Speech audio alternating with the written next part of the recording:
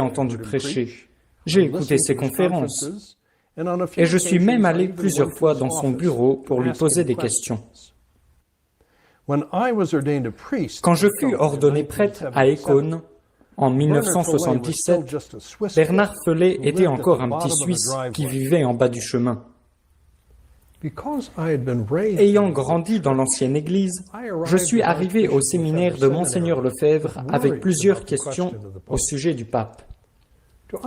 Pour comprendre comment il a dirigé tant d'entre nous vers le sédévacantisme, comme étant la solution, il est nécessaire de parler de l'atmosphère et de la mentalité du clergé et des séminaristes à Écône dans les premiers jours. Voici une photo d'octobre 1971. Bien que tous ceux qui étaient entrés à Écône adhéraient à une tradition catholique d'une manière ou d'une autre, il semblait n'y avoir aucun accord ferme sur ce que cela signifiait.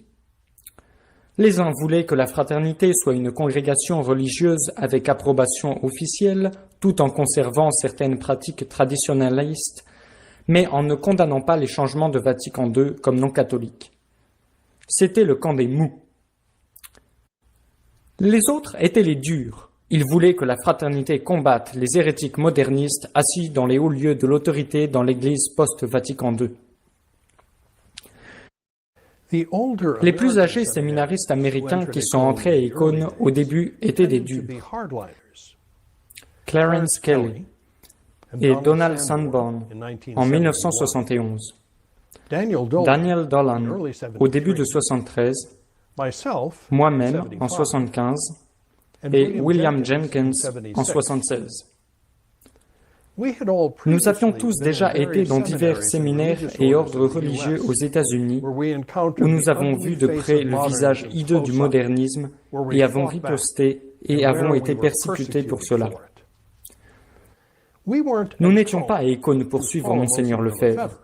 Nous étions là pour être des prêtres qui puissent apporter une messe valide et les sacrements là où il n'y en avait pas, et pour se battre contre les hérétiques qui détruisaient l'Église. La question de fond qui divisait les deux camps à Écône, mais qui était rarement discutée, était la suivante. Est-ce que les modernistes sont catholiques? Ou est-ce que les changements de Vatican II sont une véritable forme de la religion catholique? Ou encore, est-ce que quelqu'un qui promeut les changements de Vatican II peut prétendre au nom de catholique?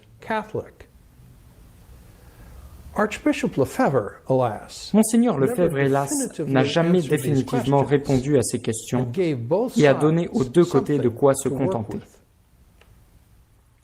Cette tergiversation reflète les deux côtés du caractère ou de la personnalité de Monseigneur Lefebvre. L'intrépide évêque de fer, qui haït l'hérésie moderniste au plus profond de lui-même, et le doux, très expérimenté diplomate papal, qui cherche à concilier les contraires par une négociation patiente. C'était un homme très, très vertueux, comme en ont témoigné ceux d'entre nous qui le connaissaient.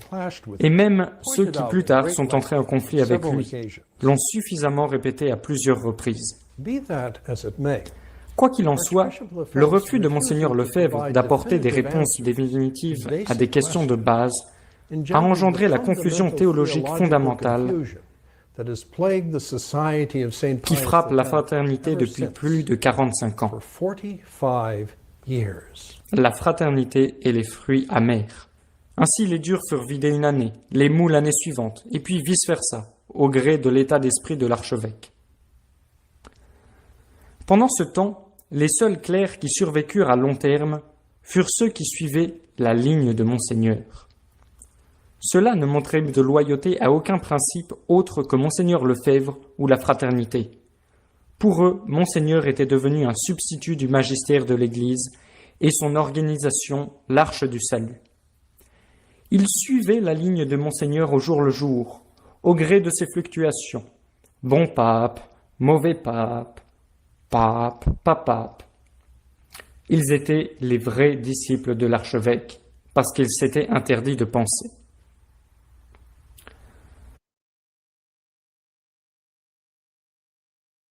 Mais il va sans dire cependant que quelques-uns d'entre nous réfléchissaient. Et grâce à une combinaison d'influences présentes à Écône au début et aux principes énoncés par Monseigneur Lefebvre lui-même, nous avons conclu que Paul VI était un faux pape et que le Saint-Siège était vacant. Et il faut ici mentionner le terme sédévacantisme, qui fut donné pour désigner la position théologique que le Saint-Siège est vacant. Je n'ai jamais entendu ce mot à Écône. Je pense que la première fois que je l'ai rencontré était dans The Angelus, plusieurs années après mon ordination.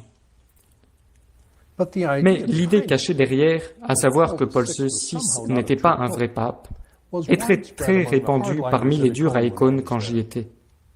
Nous aurions eu bien du mal à ce moment-là pour expliquer en termes théologiques formels comment cela pouvait être possible. Mais le sens de la foi que nous possédions en tant que catholiques nous disait qu'il y avait un grand décalage entre ce que Paul VI faisait et ce qu'il prétendait être. Bon nombre d'anglophones et quelques-uns des durs français appelaient Paul VI le monstre, titre qui lui avait été donné par une dame italienne à la vue de son image dans un magasin romain d'articles religieux. Un terme expressif, mais parfait pour désigner un moderniste. Cela décrivait exactement ce qu'était Montigny pour nous. Une espèce de laide créature à deux faces, qui haïssait la foi catholique et qui était subtilement en train de détruire le catholicisme. Dans les premiers jours de la fraternité, l'idée que Paul VI n'était pas un vrai pape n'était certainement pas un crime de la pensée. C'était la position de prêtre que l'archevêque respectait clairement. Le père Noël Barbara. Il est ici avec Monseigneur Lefebvre visitant Padre Pio. Également le père Gérard des Lauriers, professeur à Écône. De même, l'abbé Peter Morgan, supérieur du district d'Angleterre, est le premier prêtre de la fraternité ordonné par Monseigneur Lefebvre. Et puis, il y avait aussi les paroles mêmes de Monseigneur Lefebvre, qui nous orientaient continuellement vers le sédévacantisme. En 1976, un an avant que je sois ordonné prêtre, l'archevêque a clairement posé tous les principes y conduisant, comme vous allez le voir dans un instant. En conséquence, je n'ai jamais prié pour Paul VI comme pape, même à ma messe d'ordination. Et en tant qu'organiste, je refusais d'accompagner l'ancienne pour lui au salut du Saint-Sacrement. Jusqu'en août 1979, le sédévacantisme n'était pas encore un crime dans la fraternité. Lors d'un dîner de prêtres au prieuré d'Oyster Bay Cove, Long Island, j'ai directement demandé à l'archevêque si la liberté religieuse était une hérésie. Il a dit oui. J'ai alors dit que, puisque Jean-Paul II l'enseignait, ne devrions-nous pas tirer la conclusion ?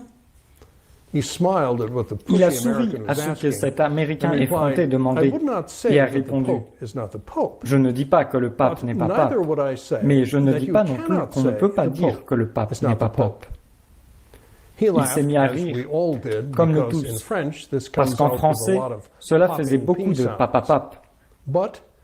Mais nous l'avons pris au mot. Malheureusement, 3 mois plus tard, le côté diplomatique de Monseigneur Lefebvre prévalait. Avec Jean-Paul II, la possibilité d'un accord Vatican-Écône était dans l'air.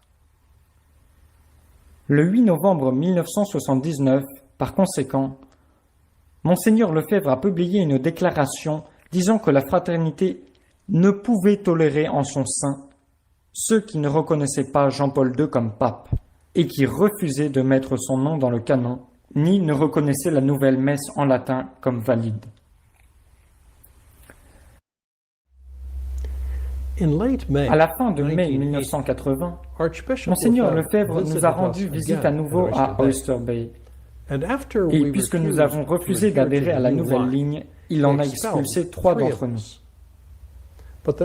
Mais le lendemain matin, sans aucune sollicitation de notre part, il a changé d'avis. Tout irait bien tant que nous n'attaquions pas publiquement la position de la fraternité, a-t-il dit, ajoutant qu'il ne serait pas non plus nécessaire de mettre le nom de Jean-Paul II dans les prières liturgiques. La volte-face, je pense, reflète une autre facette de la vertu de l'archevêque.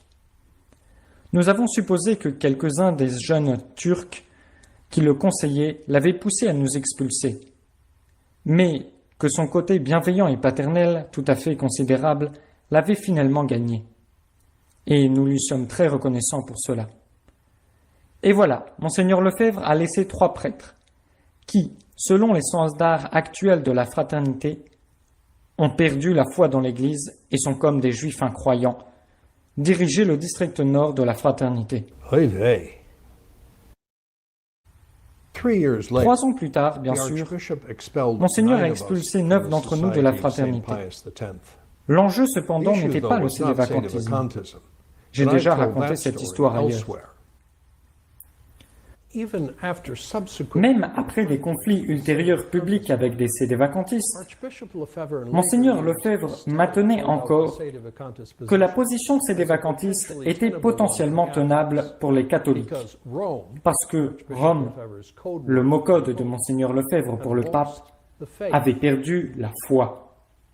Si vous voulez une preuve supplémentaire de l'affinité de Monseigneur Lefebvre avec des clercs qui adhéraient à une position que messieurs Salsa et Cisco considèrent comme tout sauf catholique, empoisonné et menant à l'hérésie, rappelez-vous juin 1988. Son co-consécrateur pour les 4 évêques de la fraternité était Monseigneur Antonio de Castromayer, qui, après la cérémonie, déclarait à qui voulait l'entendre « Nous n'avons pas de pape ». Enfin, même, la fraternité en 2016 tolère la présence de prêtres qui sont sédévacantistes, tant qu'ils ne disent rien à personne. Si ces clercs sont, comme les auteurs du livre lumineux préfacé par Monseigneur Felet le disent, des ennemis du Christ et comme des juifs incrédules, comment celui-ci peut-il leur permettre de rester dans son organisation ? Donc vous continuez le séminaire, question du pape mise entre parenthèses, je pense que vous êtes à vos études. Voilà. Et là, il y a donc un serment de fidélité aux positions de la fraternité Saint-Pédis. Qu'est-ce qui se passe exactement à ce moment-là? Parce que forcément la polémique continue, parce que oui, malheureusement, la séparation n'est pas aussi claire que ça. Donc expliquez-nous, vous êtes resté du coup 4 ans là à ce moment-là, non 3 ans. 3 ans. Les 3 dernières années, les 3 années de théologie. Et avant l'ordination au sous-diaconat, eh bien, on nous a distribué une feuille où était inscrit le serment de fidélité aux positions de la fraternité Saint-Pédis. C'est-à-dire que nous étions en retraite et à un moment donné de la retraite pour le sous-diaconat, nous étions devant le Saint-Sacrement avec le surplis. Nous jurions sur les saints évangiles de rester fidèles aux positions de la fraternité Saint-Pédis, c'est-à-dire de reconnaître la validité de la nouvelle messe et de reconnaître toujours que le Jean-Paul II est le pape et que nous devons le citer au canon de la messe, que nous reconnaissions donc la validité des sacrements de l'Église conciliaire, etc. Voyez ? Donc on retourne en fait dans les contradictions. Exactement. Vous pensiez quand même à l'époque avoir... est-ce que vous pensiez à l'époque avoir trouvé enfin... vous disiez que vous cherchiez... la cohérence. Vous avez pensé à un moment donné la trouver. Et là, hop, vous retombez dans de nouvelles contradictions, parce que c'est vrai que reprier pour l'Église... Non, c'est-à-dire que le problème du pape, la question du pape, je l'avais mise entre parenthèses en leur disant je ne veux pas trancher cette question. Pour l'instant, j'adhère aux positions de la fraternité parce que, étant donné que je suis convaincu que c'est l'Église catholique, Après, on peut toujours discuter de certaines positions, de certaines opinions, de certaines options, mais je sais que je suis dans l'Église, donc je prête le serment.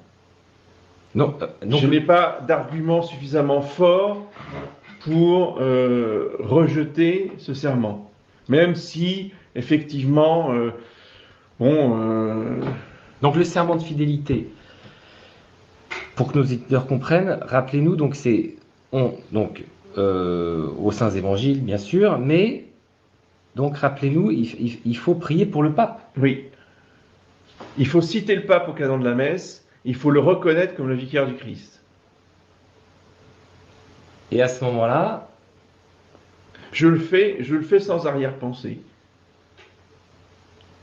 mais ça, Parce que, vous voyez, que malgré tout, je n'avais pas évacué toutes les contradictions. À partir du moment où j'étais dans la fraternité, je n'échappais pas aux contradictions de la fraternité. Ce n'est pas possible, on ne peut pas y échapper. Ou alors on en sort. voilà, vous allez en sortir plus tard, mais beaucoup plus tard. Beaucoup plus tard, oui. Parce que là, je vais aller jusqu'au sacerdoce, et après, et au-delà. Donc vous allez être ordonné prêtre.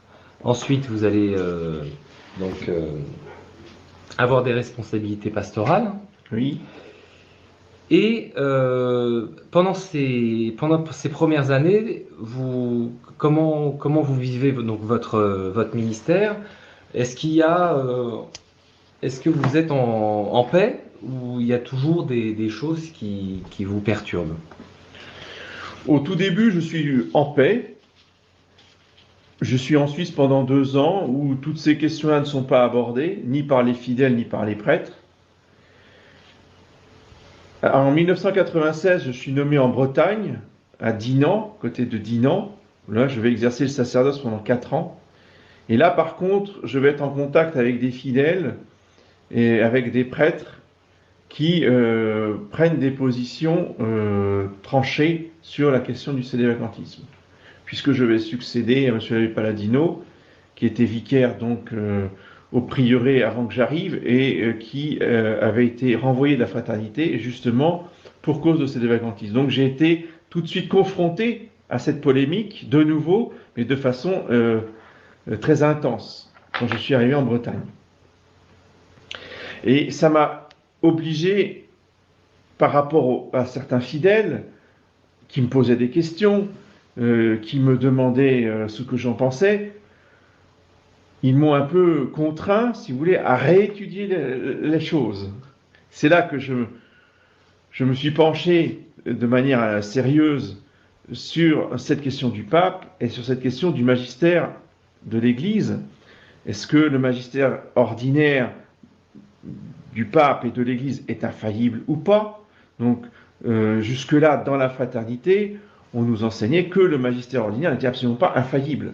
Seul était infaillible le magistère extraordinaire, c'est-à-dire les rares fois où le pape va définir un dogme de manière solennelle. Là, effectivement, il est revêtu de l'infaillibilité.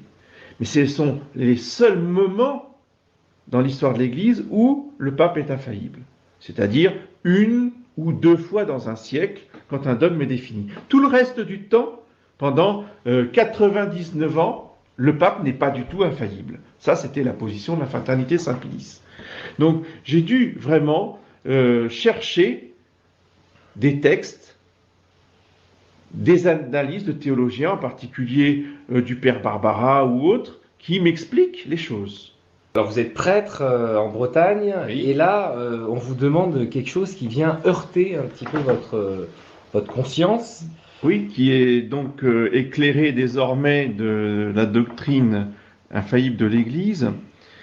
Et personnellement, de manière secrète encore, donc je suis convaincu, pour le moment, que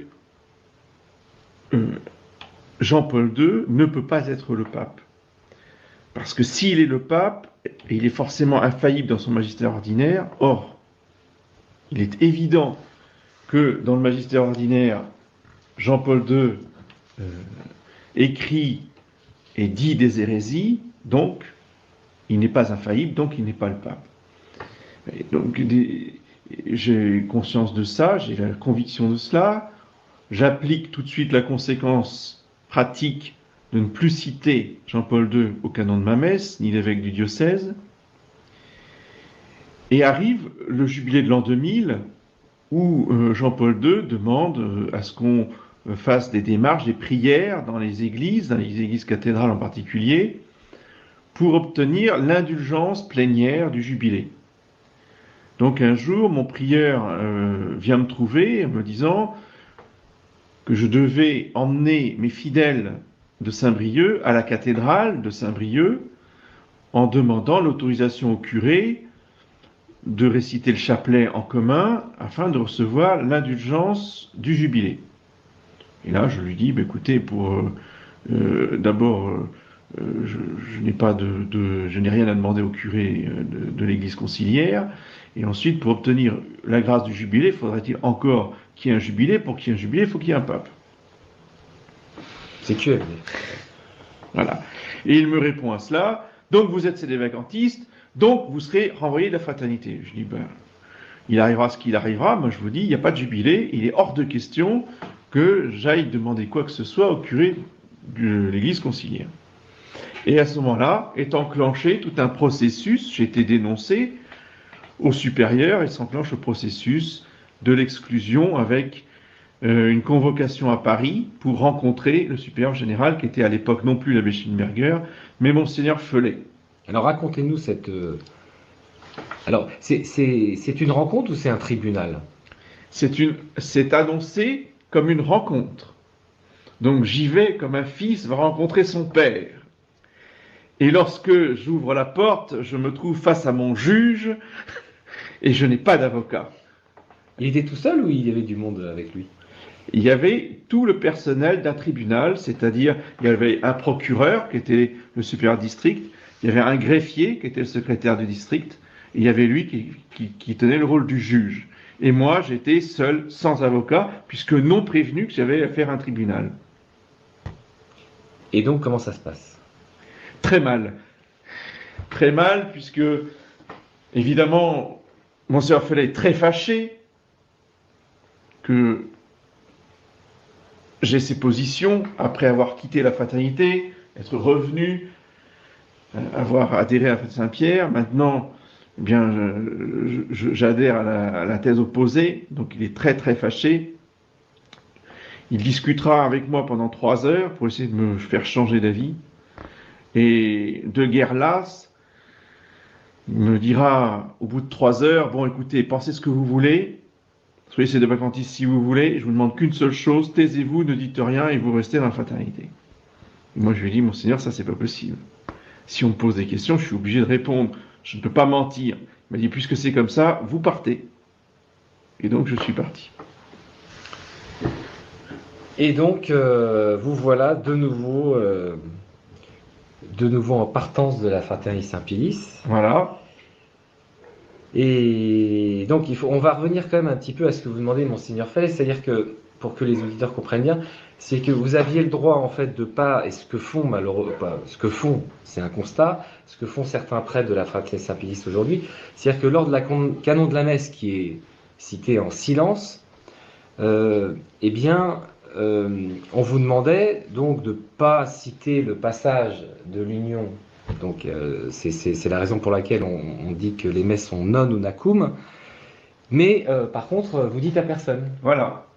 J'avais le droit de ne pas citer le nom du pape, mais je n'avais pas le droit de le dire que je le faisais.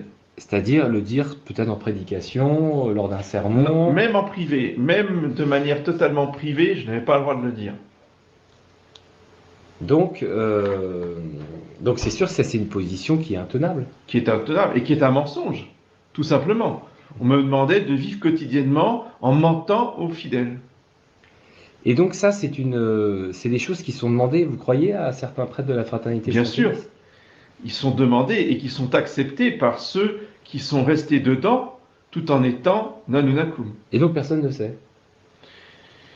Très peu de gens le savent, oui. Et... Parce que ça finit toujours par se savoir par un moyen ou par un autre. Et donc ils acceptent de vivre en contradiction, mais ce qui est pas apparemment quoi, ce qu'on a bien vu dans votre cheminement, c'est bien cette contradiction que vous fuyez. Voilà.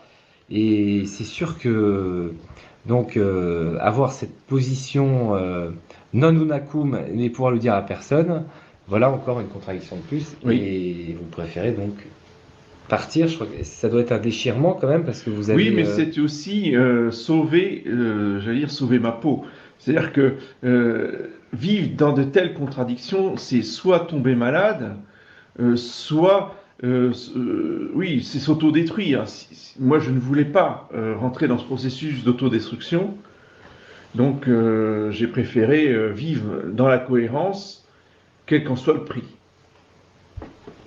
Et donc on est en l'an 2000. Nous sommes en l'an 2000. Et là, vous faites vos valises, comment ça se passe Oui, je suis obligé de faire mes cartons en 3 jours. Je dois partir au plus vite du prieuré. Et vous avez un endroit, quoi, la fraternité Saint-Pilice vous propose Rien du tout, il me propose la rue. la rue, Voilà. et sans indemnité, Sans absolument rien pour subsister. Bien sûr. un chômage non plus. Non plus. Donc, donc je rejoins Monsieur l'abbé Guépin à Nantes, qui est donc le prêtre qui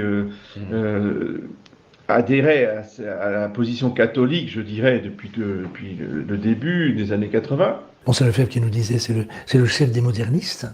On ne peut pas citer au canon de la messe le chef des modernistes.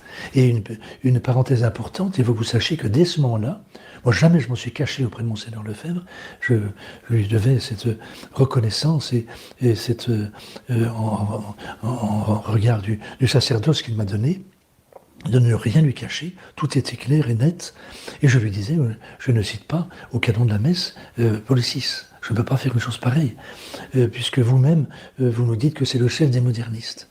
Et Monseigneur de me répondre presque à chaque fois, pendant 3 ans quand même, me disait, je ne puis pas vous obliger en conscience. Ça c'est très important à noter, beaucoup de nos traditionalistes ne savent pas qu'il y avait cette situation-là jusqu'en 1980. Voilà. Donc, pendant ces 3 premières années, j'ai assuré le ministère que Monseigneur m'avait confié, et en particulier à Bordeaux, où j'étais le premier prieur par la volonté de Monseigneur Lefebvre, et avec un troupeau de fidèles vraiment zélés et convaincus. On marchait dans le même sens. Et donc, tout se passait bien, on avait une belle paroisse. Et en 80, 29 janvier 80, c'était hier, l'anniversaire d'un événement gravissime et douloureux. Monseigneur Lefebvre nous a dit, à moi-même et à mon confrère, monsieur l'abbé Belmont à l'époque, si vous refusez de citer au canon de la messe le pape Jean-Paul II, considérez que vous êtes renvoyé de la fraternité Saint-Pédis.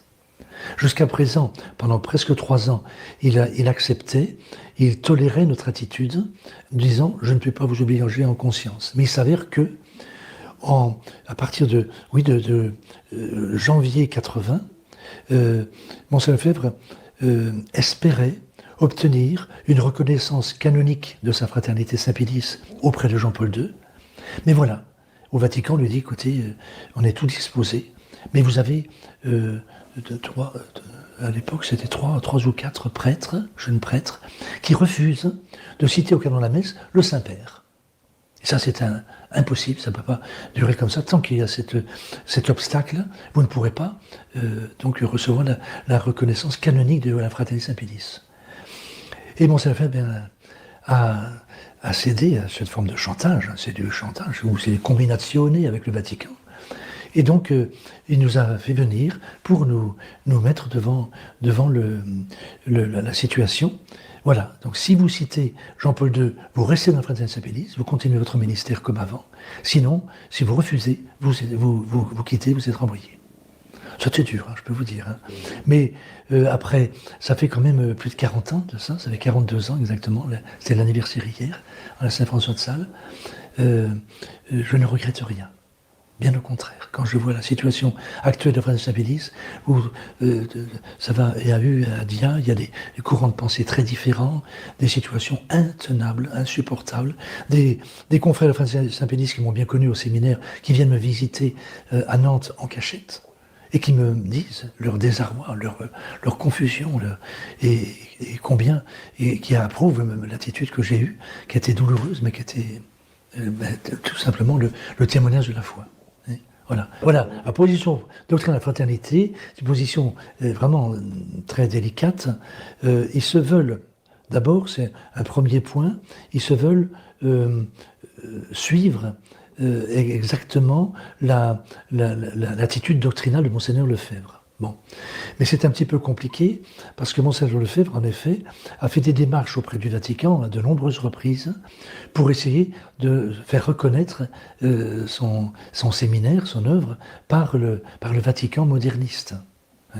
Et plusieurs fois, j'ai posé la question à Monseigneur, parce que j'ai eu la grâce de faire des milliers de kilomètres en voiture avec lui, je le conduisais, et quand on est deux dans une voiture, on cause, surtout avec Monseigneur, c'était des moments inoubliables, et il me faisait confiance, et moi je lui faisais confiance également, et c'est là qu'il me tenait des propos très fermes, mais qu'il ne disait pas en public.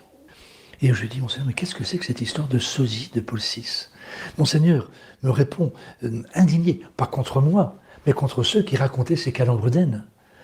Il n'y a pas de sosie de Paul VI. Paul VI est le responsable des maux dont nous souffrons aujourd'hui dans l'Église. Il a œuvré à la destruction du Saint-Sacrifice de la messe. D'ailleurs, il n'est pas pape, sikh.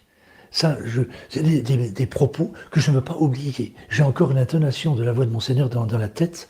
C'était considérable. D'ailleurs, il n'est pas pape. Oui. Et j'étais en plein accord avec lui, bien sûr. Ça va de soi. Et tout heureux de l'entendre dire ce propos vraiment clair, net, carré. Il n'y avait plus à discuter. Et au retour à Écoune, j'en ai parlé à mes confrères. Un bon nombre opinaient du bonnet. Ils étaient tout à fait d'accord. Et se réjouissaient de savoir que Monseigneur Lefebvre avait quelque peu évolué dans ses propos concernant Paul VI. Mais c'était l'époque où il en parlait publiquement, à l'occasion de réunions, d'associations Saint-Pie, que sais-je. Mais il ne tenait pas ce propos-là. Il disait, peut-être Paul VI, un jour on apprendra qu'il est franc-maçon et tout. Il y a beaucoup de choses, de points d'interrogation que l'on peut lever. Voilà. Mais il ne parlait pas. D'ailleurs, il n'est pas pape. Et ça, il ne le redisait pas. Et je lui ai demandé en voiture, on était tous les deux, Monseigneur, mais pourquoi ne parlez-vous pas publiquement des propos que vous m'avez tenus concernant donc, Paul VI, qui n'est pas pape? Comprenez, c'est délicat, je ne peux pas en parler publiquement, beaucoup de gens ne sont pas prêts à entendre cette vérité, ils seraient choqués, alors je préfère l'éviter. Voilà. Et ça, c'est un des grands drames des cônes, c'est que Monseigneur Lefebvre faisait un petit peu de diplomatie en matière doctrinale. Ouais, voilà. Ceci explique cela et bien d'autres problèmes. Et ça ajoute à la confusion quant à à la voie doctrinale qui était suivie au séminaire des Cônes. Elle a été variable suivant les circonstances. Oui, alors j'ai moi-même été, je dirais, au séminaire un peu trompé par l'ère Benoît XVI. Et c'était la mentalité de la fraternité, enfin du séminaire à cette époque, séminaire où j'étais, à Écône. Il y avait quand même un mouvement en faveur d'un ralliement, disons. Alors, je me suis laissé un petit peu influencer par des confrères qui, quelquefois aujourd'hui, ont rejoint les diocèses, etc. Mais ce qui m'a, disons pour moi, ce qui a vraiment été le point tournant, c'est l'élection de François. Donc, je me souviens, comme j'ai expliqué dans d'autres entrevues, mais le jour de son élection, j'ai dit la messe après, dans la journée, plus tard. Et j'ai nommé son nom, mais je me suis arrêté au canon de la messe. Et c'est comme une certitude qui m'est venue. C'était peut-être pas très intellectuel à l'époque, mais que c'était pas possible, que c'était vraiment un mensonge. Et j'étais vraiment dégoûté par le personnage. C'était pas simplement, comment dire, des impressions. c'était aussi théologique. Bien sûr, je me rendais compte que ce personnage était un ennemi de l'Église et que je ne pouvais pas offrir le sacrifice de notre Seigneur Jésus-Christ en communion avec quelqu'un qui a pour mission de détruire l'Église catholique. Et donc, j'ai cessé d'être Unakum à ce moment-là, donc c'était en 2013, j'ai été ordonné en 2011, j'étais Unakum pendant 1 an et demi, ensuite j'ai cessé d'être Unakum, tout en étant encore un membre de la fraternité. Il fallait être un peu discret, c'est tout, et en fait ça passait assez bien.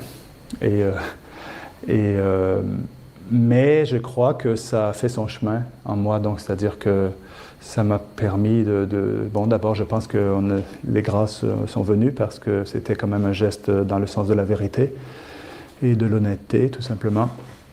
Et donc, j'ai été de plus en plus scandalisé parce que François faisait et parce que la fraternité, en même temps, faisait. C'est-à-dire qu'on avait François qui faisait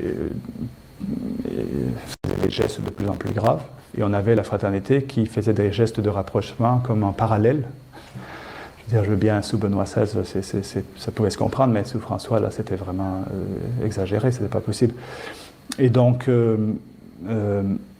tout a commencé le 17 avril 2016, donc il y a des dates comme ça dont on se souvient, où j'ai donné un sermon à Montréal. C'était au moment d'Amoris Laetitia. Et bien sûr, j'ai condamné Amoris Laetitia de toute mon âme. J'étais scandalisé par ce qui se faisait. Scandalisé, c'est-à-dire, je pense que j'étais davantage scandalisé par le fait qu'en même temps, Monseigneur Follet disait « Rome nous dit, vous n'êtes pas en pleine communion, nous ne savons pas ce qu'est la pleine communion, nous sommes en communion. » Et il prononçait ces paroles au moment où François publiait Amoris Laetitia, donc il était tout à fait au courant des polémiques qui étaient en cours, et il se permettait de dire « nous sommes en communion » avec François. Alors j'ai demandé aux fidèles de la chapelle, c'était dans la chapelle de Montréal, j'ai demandé aux fidèles de la chapelle de prier pour... je leur ai dit que j'étais très inquiet de la direction que prenait la fraternité, et je leur ai demandé de prier pour que la fraternité reste sur ce que je considérais à l'époque être le droit chemin. Et donc, ça a été le début, bien sûr, de mes difficultés, parce que je critique François, ça ne dérangeait pas trop ça, mais que je critique les supérieurs de la fraternité, ça c'était le point. Alors j'ai été convoqué quelques jours plus tard. Mon supérieur a eu l'air de dire que bon, c'était pas trop grave, faites attention, ne faites plus ça. Bon, très bien. Puis j'avais l'impression pour un moment que ça allait se terminer comme ça. Mais une semaine plus tard, j'étais parti en apostolat pendant une semaine. Une semaine plus tard, je suis revenu. Et là, des directives avaient été données de Menzingen, c'était clair parce que le supérieur n'était plus du tout le même. Des directives avaient été données, vous faites taire ce prêtre. Alors là, le ton était très différent, beaucoup plus agressif, et on m'a dit, vous taisez ou vous quittez la fraternité. Et moi, j'ai tout de suite répondu en disant, très bien, oui, j'y pense, j'y réfléchis. Et j'ai vu dans les yeux du supérieur et dans ses paroles qu'il ne voulait pas du tout ça. Donc il m'a dit, écoutez, on veut absolument que vous restiez avec nous. Et moi je leur ai dit, écoutez, ce que vous m'avez dit est très raisonnable. Si je ne suis pas d'accord avec vous, effectivement, je dois vous quitter. Je ne peux pas rester avec vous et parler contre les supérieurs de la fraternité et me taire alors que je vois que vous mettez les âmes en danger. Donc